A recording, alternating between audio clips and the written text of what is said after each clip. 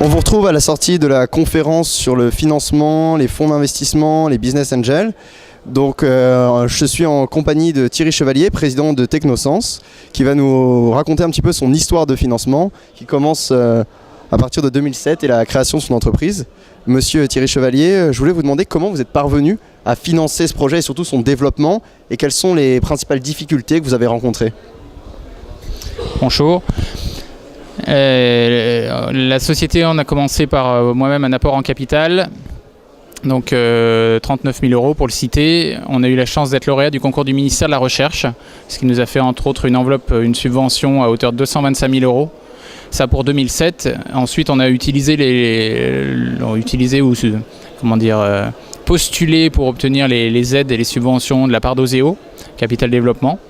Et puis derrière, j'ai mis en place, il y a eu 2 levées de fonds, une qui a eu lieu fin 2009 et une qui vient de se terminer d'ailleurs aujourd'hui, puisque j'ai récupéré l'attestation de la banque. Voilà, donc 2 levées de fonds à hauteur de 500 000 €. Les difficultés, c'est arriver à savoir tout ce qui existe, parce qu'en fait de l'argent, si on a un projet, si on y croit, si on a une équipe, enfin tout ce qu'on peut vous expliquer, il y en a. La difficulté, c'est de savoir où, et pour moi ça a été de savoir quels acteurs activer à quel moment. Voilà, parce qu'il y a certains acteurs, en l'occurrence, où c'est à partir d'1 million de chiffre d'affaires, ce qui n'est pas encore mon cas, donc ça ne sert à rien d'aller les voir, et je suis allé les voir trop tôt. Voilà, et puis après, il faut, de mon point de vue, être bien, en termes de conseils, bien entouré, que ce soit en termes d'experts comptables ou en termes d'avocats. Voilà, parce que ce sont en théorie eux qui ont l'expérience qu'on n'a pas. Et je dis en théorie parce que moi j'ai eu quelques justement déboires ou surprises à gérer au milieu de tout ça. Merci beaucoup pour votre témoignage et bon salon. Merci.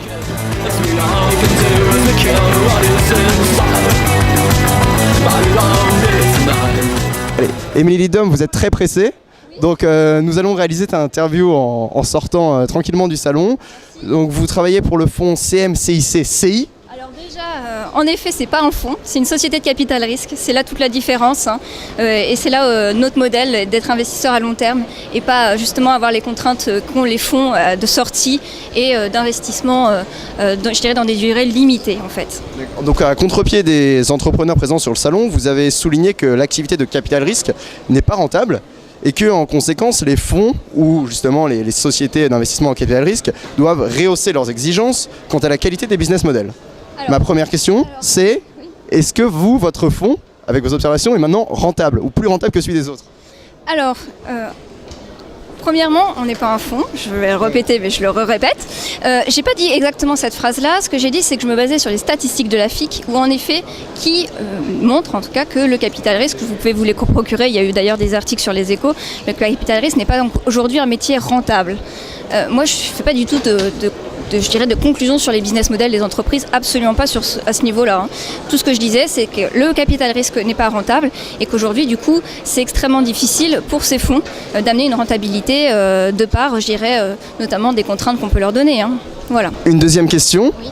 Alors, quels sont les critères qui vous font écarter les entreprises et les business plans? Alors, en effet, c'est une question qui m'a été posée par Michel Coster.